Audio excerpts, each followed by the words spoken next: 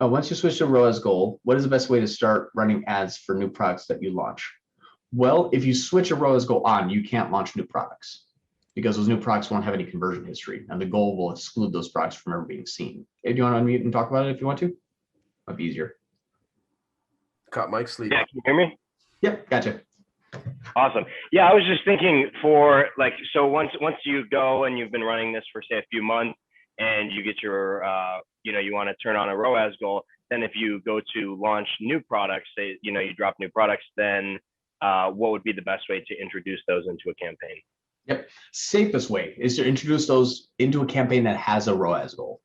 Because if Google can start to have just some, because they're only going to get maybe 30, 50 to possibly 100 clicks, Google will test it. I know I skipped over a massive part there. Actually, here's the reason why. If you have a 300% ROAS goal and you're making 400% ROAS goal, Google will sacrifice 100% to test new items. So if you're in a situation where you need a 300% ROAS, your account's getting a 400% return on ad spend, and you're spending a good daily budget, if you introduce those products, they will start to get some impressions and clicks to see if they'll sell, because Google can say, well, I'm overshooting my goal. I can waste some money to find out that if they work. Second scenario, if you are not even meeting your daily budget and you're getting the ROAS that you need, so you want 300, you're getting 300, and you're trying to spend $200 a day and you're spending 100, and you introduce a new product, if that new product has great success and overwhelming demand right off the bat, Google will say, I'll give it a few clicks and makes the sale like, oh yeah, there's a lot of people that are interested in this. It will actually start to become one of your best performing products. Now that's not the norm though. So a safe way to do it is to add that product into the campaign, reduce your daily budget to what your daily ad spend is. What I mean by that is if you have a 300% ROAS goal, you're trying to spend 400 and you're only spending 200, turn up the ROAS goal, drop your budget to 200. So all you're doing is basically telling Google, just keep doing the same thing that you're doing. When you add that new item in there, it's going to start to get some impressions and clicks. Your ROAS is going to dip, but your daily budget will not, because it's being sacrificed, quote unquote, it's being invested into that new product to see if it can sell.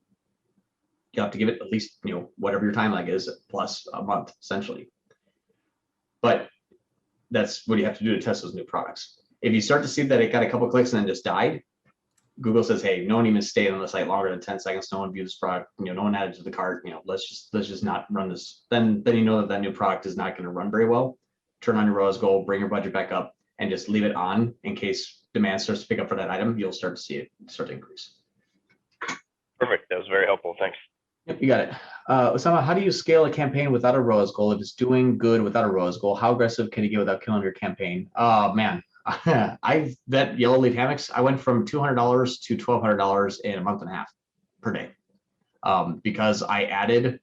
I went from 200 up to like 350, and my ROAS like went up. I'm like, oh okay. So I just added I'm like 350 up to 500. My ROAS like went up again, and it started to overspend. I'm like, okay, so I went from 500 to 1,000. And ROAS stayed the same. I was like, great. You look at it over the course of like 1 to 2 weeks. If you start to spend the budget, or let's say you increase and you spend the budget and your ROAS stays the same or increases, keep going, because you're in a really good position. If it doesn't dip, keep scaling, and scale smartly though. Don't do it every single day. Give it some time.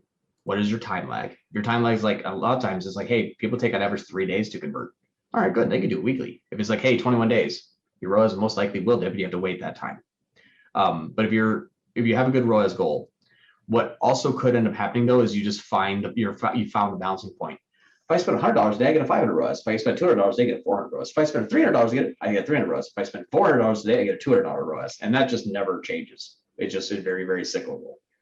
So you might find that you will increase to the point where your ROAS keeps dipping, and then you're just stuck there. Again, then still the ROAS goal, wait some time, turn it off, increase it. It might see if it comes back up. Is bumping up 50% spend too aggressive? No, I've bumped it up one time, 100% spend. It did better than it did before because it was able to remarket to a bigger audience and go after new people that it knew it could convert. If you ever find that your smart shopping campaign is limited by budget and you have a ROAS goal on, that's a good indicator that you can start to scale, because Google's like, hey, I can spend twice as much as what I am now at this ROAS, and I can do it.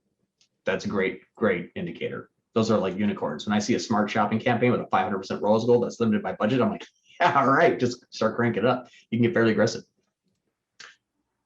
How did you find that timeline again? Pop a window to show. Okay, so it's under conversions, not conversion by conversion time. I'll share this with you here.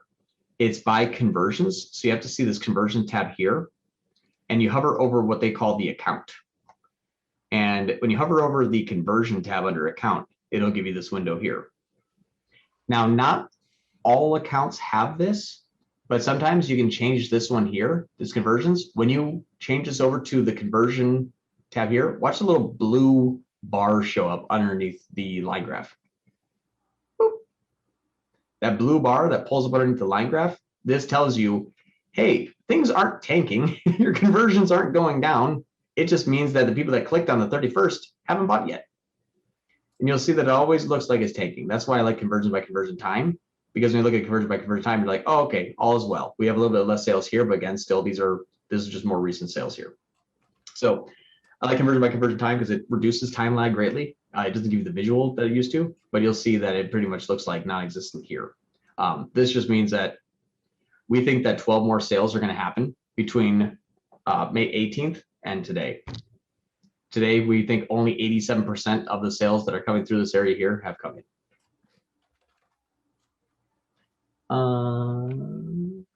On day one, backstage QA for 3 Shopify, I thought I understood you to say that when you connect Shopify to merchant, it'll tell Google the product categories automatically. Is that accurate? If it's in your Shopify account, I've had the Shopify account pass through the category products when on the individual product page, you have given it a product category, or when you connected it to the feed, sometimes it asks you at that point. I've had it a couple of times where they actually have a pop-up that says, what are the product categories? And I had to choose a mappable field of where the Shopify fields were.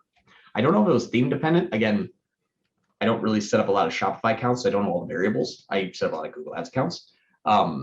But the Shopify accounts, if there's a product category inside of the product page where I have seen it before, that will get passed through. If it's not there, you might have to add it manually. And that's where Day5 Watch comes in, because that is a feed optimization. Let's see. Second part of that says, I'm having trouble coming up with finding the best product category for product. Is there a way to see which category a competitor chose for a product? That's a good question. I've never seen that before. Google's usually pretty closed off when it comes to that. But I don't know. I know there's a full list of category products that's Googleable for Google.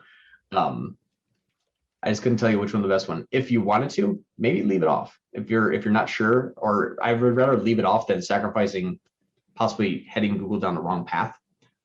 Leaving it off is fine. It's like when you know what it is and you don't have it, that's when you want to add it. But if you're not sure and you don't find any good product categories, it's no harm in leaving it off. When do I remove products from smart shopping campaigns? How long do I wait after launching a smart? Aha, that's a great question. That was one I forgot. So thank you, Osama. So here's where I would say, let me share my screen here again. Now there's two things that are going to happen here. One is that Google's ROAS goal is going to quote unquote shut those products off for you. That's why you see a descending click and impressions with sales. High sales, high impressions and clicks. Low sales, low impressions and clicks. Non-existent sales, pretty much non-existent impressions and clicks. That's how this works. But where I would say that you would want to start to exclude products is, I'll give you some guidelines. Does a campaign, or does the product have enough clicks for it that it should have had a sale in comparison to all the other products? Meaning, if I have 743 clicks, I should have had at least 1 or 2 sales, because a bunch of other items have less than 743 clicks and they do have sales. If you have very like products, very similar products, that should be a good norm. If you have a ton of different variety of products, like no 2 products are the same, you can't usually then compare it to other product performances, because it's not going to be indicative of what the conversion rate for that type of product should be. So what you have to do is sort by the cost column. Why do you sort by the cost column? Because you say, what am I spending the most amount of my money on? I don't care if it sells or not. What am I spending the most amount of money on? And you're going to see an outlier. My first outlier is right here. This is my 1, 2, 3, 4, 5, 6, 7th most spent item and my least ROAS because it has the least amount of sales. I've spent less money on this product and sold more. I spent even less on this product and sold even more. I spent less on this product again and sold even more. 675 is less than 17, 8, and 26. So would this product here be one that I would shut off? No, because this could mean that there was just, last 30 days of bad performance. But again, next month, this could go up to like a 2.8. I'm happy. I only need a 1.8 to break even on this account. So 1.8 is fine right here. Nope, sorry. I accidentally kicked over my water bottle. So 1.8 is where I need to be. This is close enough for me that I'm fine. If it was spending, $300 or $400 and I had 0 sales and I have 0 ROAS and 0 conversion value, and I'm only spending $200 a day and I spent $300 in the last 30 days, I'm just wasteful, then shut it off. You have to decide, have I spent too much money? Have I given it enough time? Have I given it enough clicks that after 400 clicks, this thing should have sold now? I just wasted $100 or wasted $200 and everything else is working. Great, shut it off because that will take that ad spend and reallocate it to products that are selling. That just means that there's a lot of demand for that product, but you may not have the best price. You may not have the best optimized website. You may not have the most images. You may not have answered the question. You may not have had the social proof someone else has. Remember why the first 4 days, those are important? This is why. You may have a competitor that's undercutting you by half. Who knows? But demand for that product is there. They just don't want to buy it from you. Why? Well, hopefully those first 4 days of what we've gone through, just make sure that you're best set up to sell that product. You have the most social proof, the best images, the best product, the best chats that people can answer questions, all the good stuff, yada, yada, yada. So that should set you up for success. But if it just has a high amount of demand and no one's buying it because a viral TikTok came out and sent 1 million people to the internet to say, this is a really cool new massage gun. They're like, yeah, that's awesome. I don't want to buy it for $300 though. Then just show out that product. So you have to understand the ecosystem of what your products are selling. If this spending too much, if everything else is doing really, really well, if it continues to spend much, if it's not going down in clicks and impressions, like Google's not starting to phase it out, you shut it off. A ROAS goal will shut it off. Just don't do that too soon.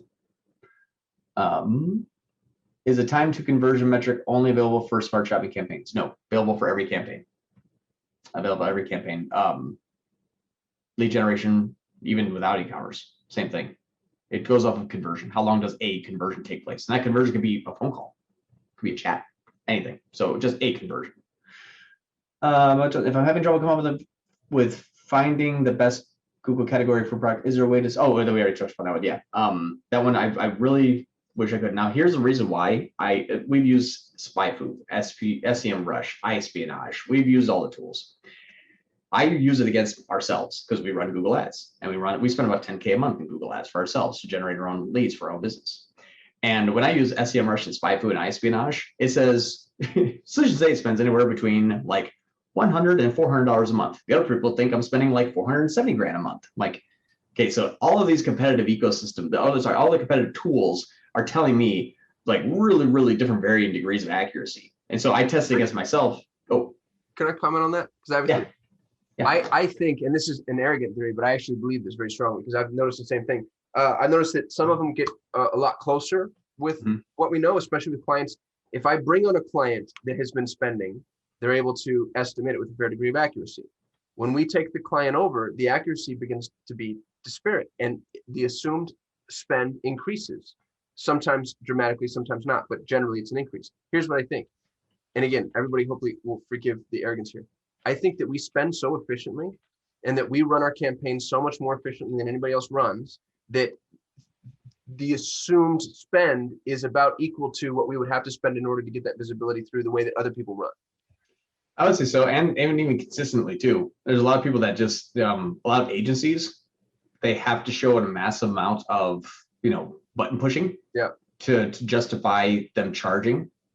Because maybe the ROAS isn't that great, and they're like, "Oh, we're trying everything, sir or ma'am," whatever it may be. But more consistency, higher consistency you are, the better that those competitive metrics are going to be like, "Hey, this is seeming like what they spend."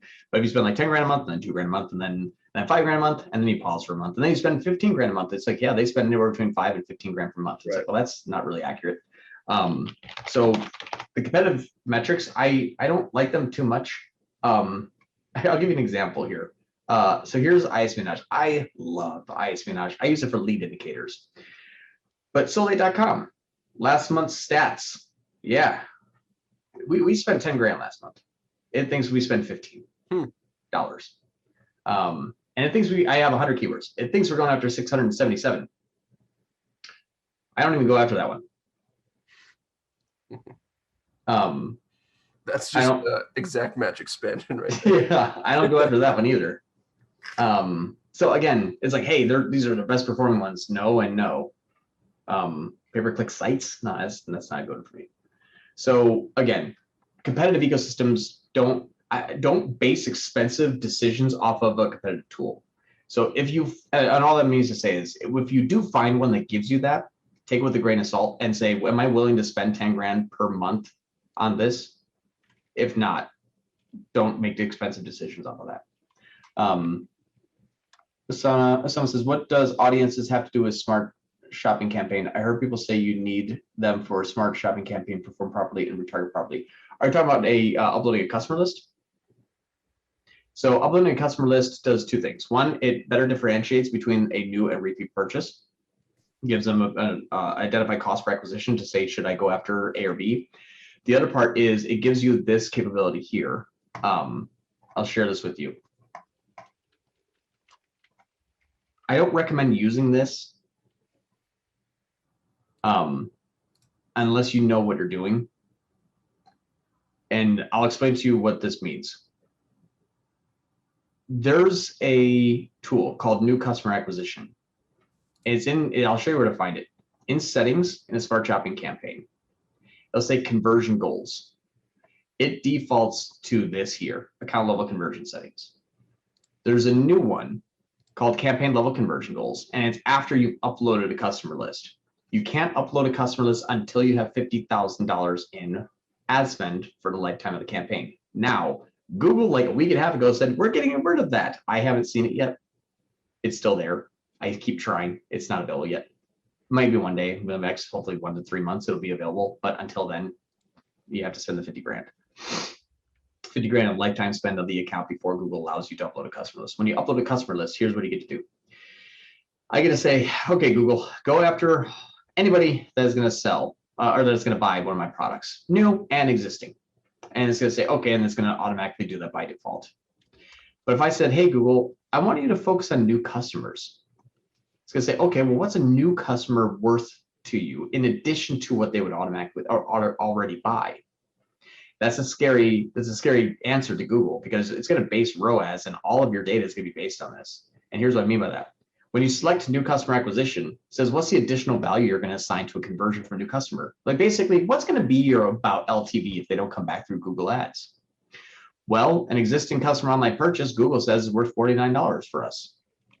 Yeah, that's our average cart value. That's correct.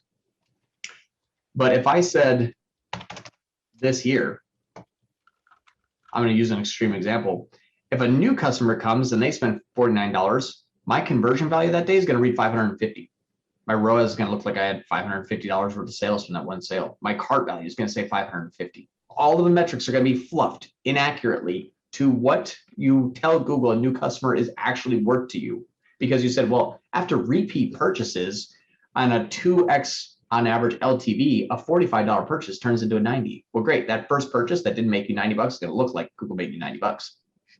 Why does Google do this? Because Google built an algorithm that said, go after the common, most least resistant path. Most of the time, that is a lot of existing customers if you have a type of business that has repeat purchasers. It's much cheaper and easier to get a person to come back and buy than it is to find a brand new user. Google does that. Google finds new users. Google finds the existing users and tries to convert those.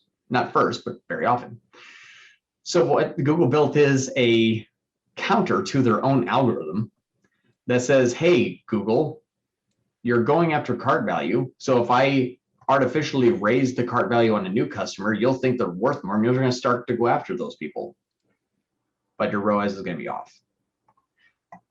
Now I've added customer bases to a lot of the smart shopping campaigns, and it does give you this capability where it wouldn't have, which is good. I don't really use this. I have like 3 accounts out of 65 right now that use this just because it's the only way to try to get to scale, because people that buy hats are really repeatable. And the client was like, I know that if my numbers are 10 or 20% off, I'm okay. Just stay above 500 ROAS goal. I need 180. All right, that's fine. Easy peasy. Hey, you have 500, you might actually have 400. Well, big deal. But that's where that gets a little bit more confusing, is it helps you identify. Like this 298 right now is probably 275. That's okay. That's fine for the client. It was able to get us to, I think we're looking at January here. It's been able to get us to scale more recently. So that's the part where it's okay. Again, if you're doing this on your own, you see that the conversions and the clicks now are kind of becoming higher. They had a credit card issue here. It just got booted off, and then we got to resubmit it, but that's not here or there. That's where this comes in handy, is it allows you to spend more money and allows Google to identify who's new, who's repeat. I haven't seen like, awesome performance by just adding the customer list, just because you can't even attach it to a smart shopping campaign. If you try to add that audience to a smart shopping campaign, it says an error has occurred, because it just uses that audience in additional areas in Google, just like how though it uses its own all visitors and all converters audience. So it's kind of pseudo there a little bit. It just can't tell you identically, or it can't tell you with a high degree of accuracy who is new and who is not, because it doesn't have an exact list to go off of.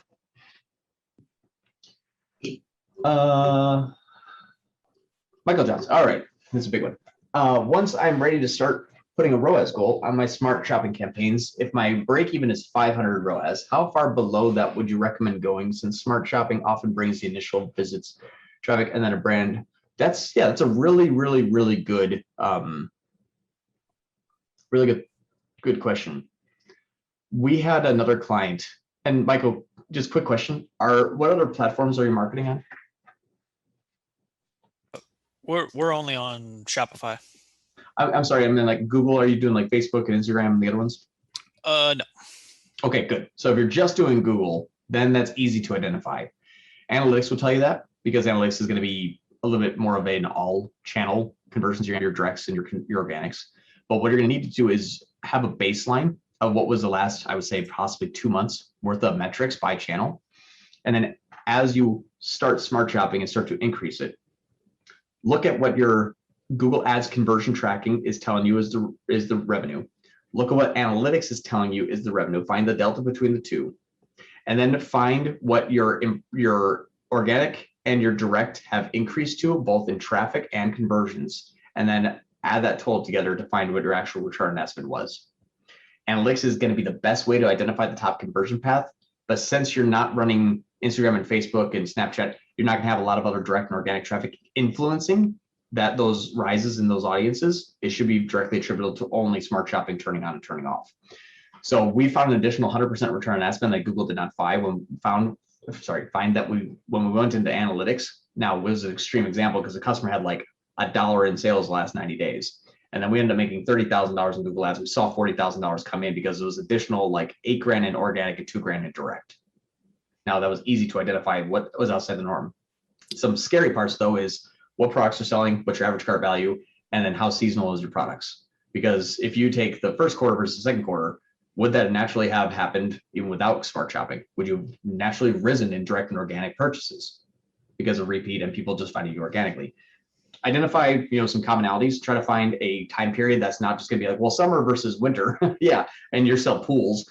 Yeah, I mean, you can, or pool toys, you can see that one's gonna do a lot better in the summer than winter. It's not just smart shopping. Right. So I usually like to find a ROAS goal that's at least, now your break even at 500, you'd probably be safe at 400. I would say I wouldn't go below 400 ROAS goal. You'd probably make up an additional 500% from repeat and return traffic that wasn't caught with Google's tag, but Google Analytics will show that a sale took place, even if it was direct or organic. I wouldn't go any below 400 though, my opinion. Okay. And then the other part is a totally separate question. It got weird with the bullet point in there, but. No worries.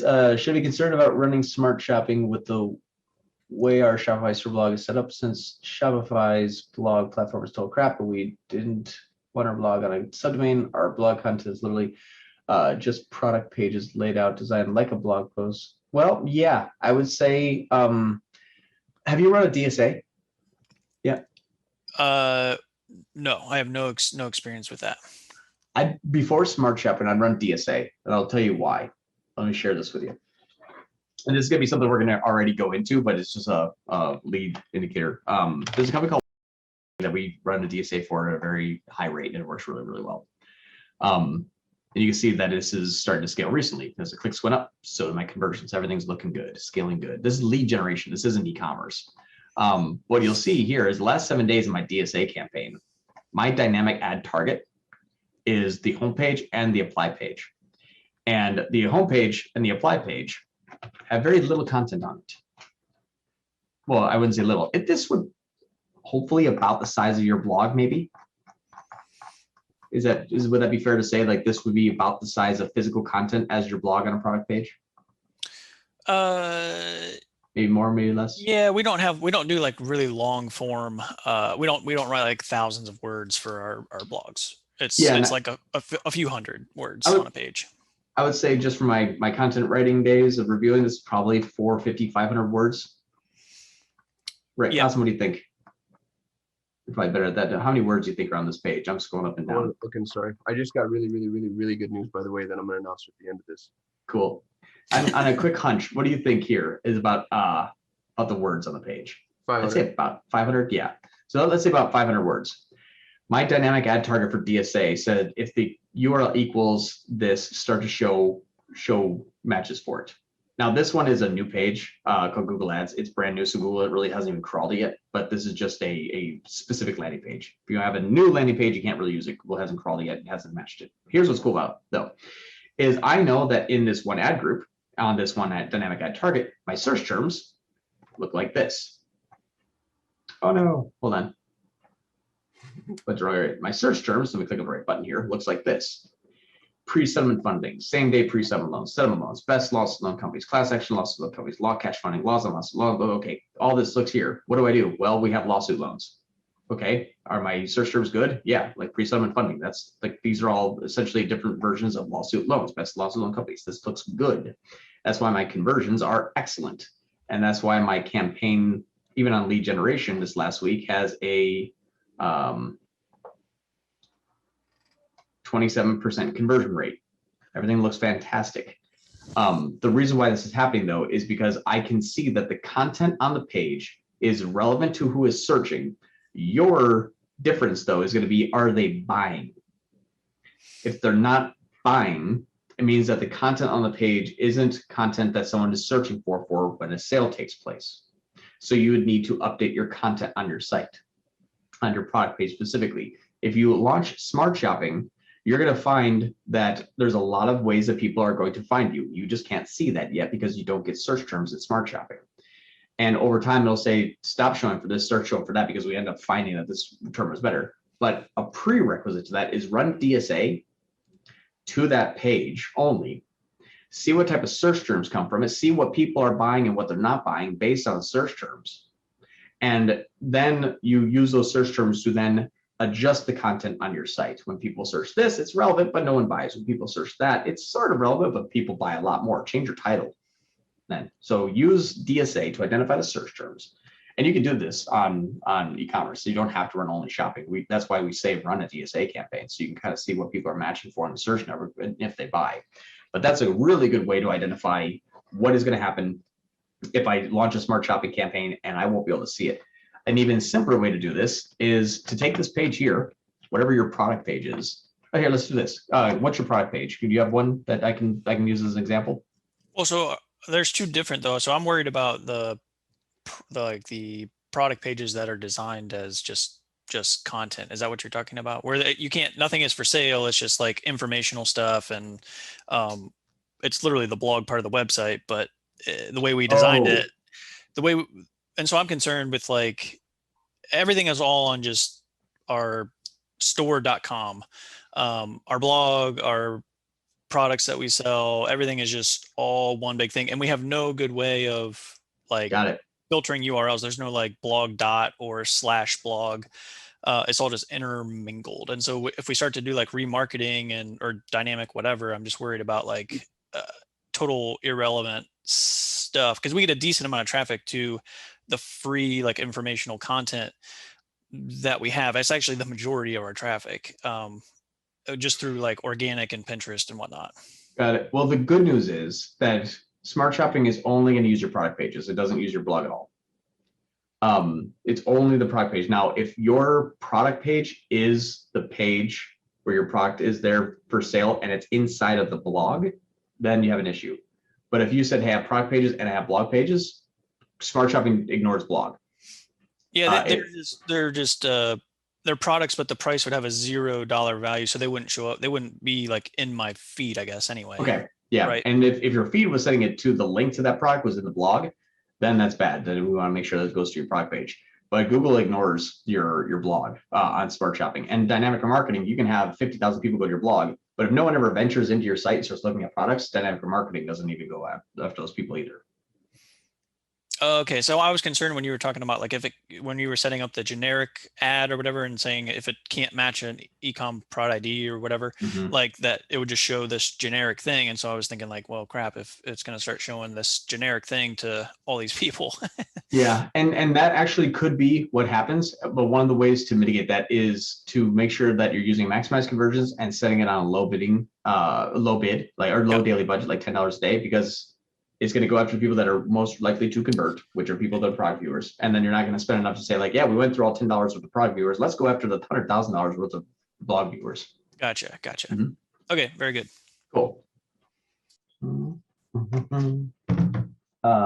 about invalid click rate? Smart Shopping, mine's like 16%, but I also have like 600 ROAS. Yeah, invalid click rate is not a perfect indicator. Now, because Smart Shopping is heavily saturated, an invalid click could be that someone accidentally clicked on it and then left, which means someone might be playing a game on their phone and on an app, and then you have one that pops up and they accidentally click on it like, oh crap, and they hit back button instantaneously. That's an invalid click.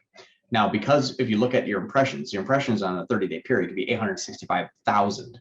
You're going to have some people that oopsies a lot of the times on those. Now, the invalid click rate, though, the good part is they get refunded in real time instantaneously. So within that hour, when you refresh, you'll sometimes see that if all things are equal, you'll have 10 clicks, you refresh, you have 8 clicks. It'll actually start to suck those clicks back out and instantly refund you that hour for your daily ad spend. So invalid click rate, unless it was damaging your campaigns, if you have 600 ROAS, that's fine. We do have anywhere between like 10 and 15% on average on Smart Shopping campaigns that are performing just because they go everywhere for everybody. Even if you haven't even been to the website before, there's a lot of like, whoops, I accidentally clicked on that. Especially because it is display heavy, and display heavy, you have a lot of kids in app games that the kids just keep tapping and tapping and tapping. With a ROAS goal, though, those will funnel those out. Can you not exclude converters on standard shopping? You can. The problem that I would say with excluding converters on standard shopping, though, is you saw my one example on Smart Shopping, about 20% of those sales were from people who are previous customers. Those are just easy wins at great ROAS. So if someone is on standard shopping, having enough intent to continually search for something again, even if they bought one thing, I wouldn't hide. I'd show up. What do you do if Smart Shopping campaigns gradually start spending less and less budget over time and you didn't put a ROAS goal? Feed optimizations. Use standard shopping, look at what your search terms are. If they're not relevant, and because maximize conversion value is what Smart Shopping defaults to. It's not manual. So maximize conversion value means, okay, I can't hit a ROAS goal. I can't even get a sale out of these people. So things are going to start to decline. So that is an indicator that people are searching. They just don't want to buy. Review of the first 4 days of what we have, but also look at your feed optimizations when you run a standard shopping campaign and say, why aren't they buying? Well, because I'm getting a ton of search traffic for things that are really off. We had one person that came to us recently for an evaluation, and they had women's workout pants, and their #1 search term on standard shopping was TikTok booty pants. Like, hey, that seems like it's a big fad that's just going to have a ton of search volume and then die off. So TikTok booty pants, we needed to do just feed optimizations there and some negative keywords in the beginning, just from standard shopping to teach Smart Shopping to not have that. But again, relevant, just wrong audience. So look at standard shopping, run standard shopping on its own, look at the search terms, and see if there's good quality traffic there. If there's good quality traffic there, like, yeah, if people search these, that should be buying. Then look at your prices, your products. I mean, there's a whole lot of things. But all this basically means is that people are searching, but when they get there, they just don't want it. Look at Lucky Orange. Are they just having issues with checkouts? Is there possibly an overlay button that people cannot click checkout or add to cart and they leave? Look at analytics. Are they hitting at least 2 or 3 pages per visit? Are they staying longer than 45 seconds? Is their bounce rate below 70%? Look at some overall health and say, okay, maybe look at analytics behavioral flow. Are they getting to a page and dropping off? There's a lot of things there. And I hate to sound like this is so stupid, but that's kind of, that's kind of why agencies exist, is they have to dig through all of that stuff and figure out exactly, okay, we think we pinpointed to here. It's not, most likely, it's not even going to be a Google ad setting. And I think that sometimes too, is even agencies like us, we get sucked into the minutia, like, well, everything looks right in Google Ads. And then you realize that the contact page had a 404 error, or like the checkout had a 404 error. You're like, oh, whoops. So that's where you have to look at everything holistically. Even take a whole day and not even look at Google Ads, look at everything else and just see if there's an issue there. Because maximize conversion value says, yeah, I can't even sell a product, let alone add a ROAS goal. And there's only maximize conversion value as a bidding strategy for smart shopping. So first, check standard shopping, see what those search terms are. Was completely focused on products and not services. Will utilize this for my service-based website. Oh, Tamika, I'm not sure what that means. I'm sorry.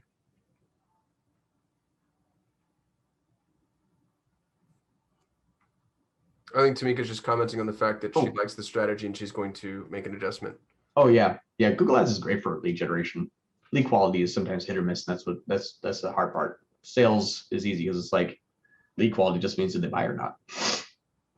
All right. I think this one may have been missed. Michael Johnson, we're on Shopify. We already have conversion tracking set up manually. Can I still use Google Shopify app to set up the smart shopping campaign and get those conversion actions without having to do them manually? My concerns. Oh yeah.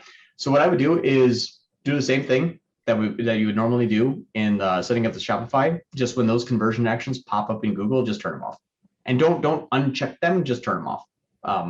This way you get all the benefits of like the feed importation and all the other stuff, but you just don't have to use the conversion actions. If you're already set up manually, you're just gonna duplicate. So just do the whole thing. Once you're done with that, hop into conversions, uncheck them, or just remove them, I should say. For new accounts, should I get into smart shopping campaigns straight away or collect some data conversion first? What ideal case? I was writing all my questions over the weekend. That's why I got so many. Hopefully not do it. Yeah, no. Do what we're doing. We start everything. Smart shopping, standard shopping, search, dynamic marketing, brand, competitor. If you have the budget, then YouTube display, and sometimes discovery. But smart shopping, standard shopping, brand, competitor, dynamic remarketing, your general search campaign, do them all at the same time. Most often, smart shopping is going to be the winner, but smart shopping is only the winner when it can learn from everything else. So I would do everything you can. If you can't afford it, start with smart shopping and search and brand. But if you can't afford it, follow along. I would do everything that we're doing. Sorry for the redundancy, but if we're going to turn on smart shopping today, should we turn off our old standard shopping today? Don't run them at the same time. If you see that the smart shopping campaign sucks all of the impressions and clicks from the standard shopping campaign, then you get to turn off your standard shopping campaign. But I would run them both at the same time, because that's just going to help smart shopping learn who is searching, what are they searching when they are intent driven on a e-commerce type of transaction, which means engaging on the shopping network, which is what smart shopping needs to know. Cool. You're welcome.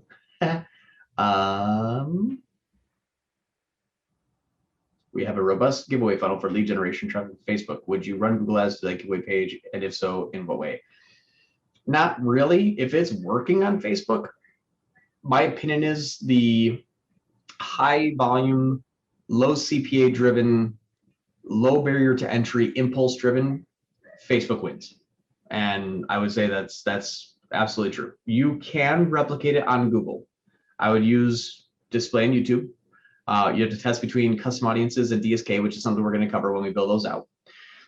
But I've never seen Google outpace Facebook for those type of campaigns. Now, ROAS driven, I'll go to Google all day long. Free opt-ins, mass marketing, Facebook and Instagram all day long, because Facebook is much less expensive than Google for quality networks. On a search network, as an example, for attorney, you get up to $200-300 per click. Now, mass marketing on outbound on Google is going to be cheaper than that, but just know that Google is a much more expensive network. You can do it. I would just imagine that you're probably going to triple or quadruple your CPA. If you're getting $5 opt-ins on Facebook, probably get $20 opt-ins on Google. I'm looking at your service-based website case study, and it's keyword specific. My services are high demand, but was not sure to advertise it outside of Facebook. Please excuse me, but no worries. Tamika, what's your service-based business? I'm gonna go to tools, go to keyword planner, go to discover new keywords. Over the top right, click start with a website. Drop your domain in there. Say use the entire website. Say get results. Make sure this is like, in the area that you want, say United States. And then start to look at what they think is the most relevant keywords and see if these are close. Now, what I would say is that these keywords here, some of them are good, some of them are horrible. A growing business, don't do that. Brand and business, again, don't do that. What you're looking for is a high amount of intent and relevancy. Because if you want to be at the top, you're going to spend $10, $5, $10 per click. And someone like brand your business, someone that types in brand your business could be, a person that's trying to resell an MLM. Not your ivory tower type of client. It's just like, how do I sell the fit tee differently than someone else does? Oh, I need branding. What does that mean? They could be just not high quality traffic. That might be like the ones that are just looking for like a free case study, or not case study, like free white paper or something. So what do you want to do is look for, building your brand on social media. Now we are talking a little bit more relevancy, a little bit more intent. I need to build my brand on social media. Okay, that's good. That's a little bit more intent driven. Business grow, bad. That could be a lemonade. It looks like someone wrote that who owns a lemonade stand. Business grow. Like, I need to get dad. There's a lot of lowbrow type of vocabulary, and I don't mean lowbrow as in type of education, but young. So look at and be very, very selective. If you're going to spend $21 a click, business to business social media marketing, good. Your intent is that you're trying to find businesses. Your intent is that you're a business yourself, and you're looking to use social media marketing to grow. That's why that's expensive. When you look at where the expenses come in from, usually they're indicative of some better quality traffic because more competition. This is where I would say is the first part to look. So grow your business digital marketing, expensive. Grow your business with social media. Grow your business with social media marketing. Oh, you have an ad spend? Aha. So you have to look at the keywords and reverse engineer. Grow your website. I don't know why that one's $30. Don't do that one. But look at this thing and just ask yourself, if I was to pay $10 per click for months, is the intent that person is typing in relevant enough to my business? I would start there, but you can absolutely use it for lead generation. Again, that's a DSA campaign as an example. You'd want to run a different campaign on search and use very long tail targeted keywords. I don't know exactly what your business model is. I know it's build, scale, and grow your business. Makes sense. Just know that people that type in grow your business, majority of them are not going to have any money. Just the nature of the beast of people who go to Google, because they're looking for ways to grow their business, which means they don't have yet possibly a growing business, and they may not be able to afford a very successful consultant. But someone who is already very successful doesn't go into Google and types in grow my business. Those aren't what successful people type. Successful people type in B2B strategies on social media. Aha, use the word strategies, B2B. Now you're getting somewhere. Do you grow your business with successful B2B strategies on social media? Yes. Same intent, higher qualification. Hopefully that helps. Do you wait a certain amount of time before you start increasing smart shopping budget? Sort of. If I'm having very little success and I'm spending $30 a day, I will recommend to the client we go up to $75, $100 a day. Google Smart Shopping does best with high amounts of spend because it's doing a twofold factor, actually threefold. It's introducing yourself to new audiences, it's capturing them on audiences, and then trying to remarket to both of them. So make sure you have enough budget for it to perform its function. It's less successful with less budget. So just because it's not successful doesn't mean it can't be. It just means it's not at the level it needs to be successful. Cool. Well, we're going to see y'all tomorrow. Thanks for sticking around as always. Appreciate y'all letting us go along.